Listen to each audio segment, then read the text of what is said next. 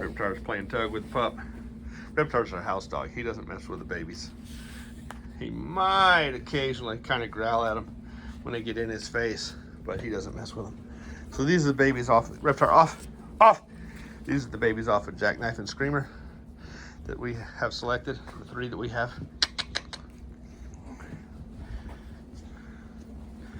Available, and 2 of them are spoken for, and I was planning on keeping 1. You want to get it, Reptar?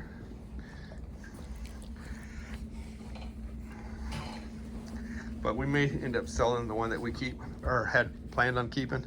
If we do, the guy that bought the second pick will move up to the first spot because he got in on the breeding early, and he paid $500 more than the guy that paid third pick. So the second pick was sold for $25, and the third pick was sold for $2,000. Come on.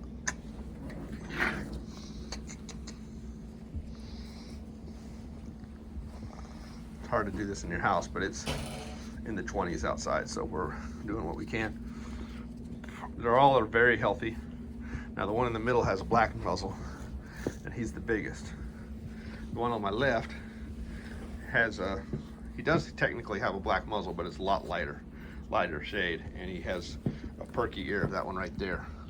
Now the one that's on the back side looks just like the one I just told you about, but is a little bit bigger and has a little bit more floppy ear.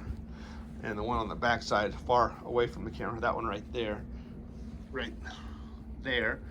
is the one that we were thinking about keeping, or are thinking about keeping.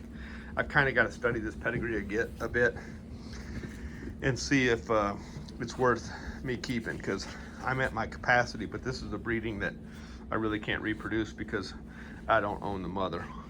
We got 3 pups because we kept her for Mickey to do the breeding, and she was here a long time.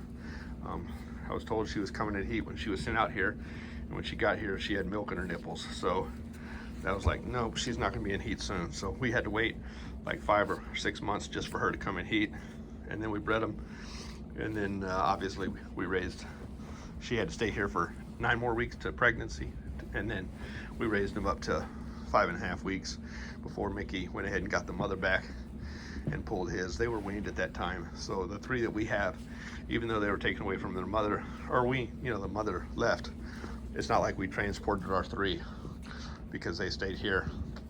I don't like transporting young dogs, but Mickey wanted his 4, and the mother was going with him, so it wasn't really a concern. It's not like it was a transport, actually. But these are the 3 that we picked. He got first pick female, and I got first pick male. And then we alternated picks after that. So we have some really good picks on the male side. They're behaving good, they're really healthy, they're active. Like I said, we sold our second pick male, and we sold our third pick male. The second pick male will move up to the first spot if I don't keep a male. I'm looking towards that one right there. And then we have these 2 right here that the guy that got second pick and third pick has to choose from. And if I sell mine, then I'll give the option of him moving up to that one if he wants to. But that's the one I'm leaning towards. All 3 of them have good drive. All 3 of them have good structure, health, and whatnot. I haven't seen any timidness in any of these 3.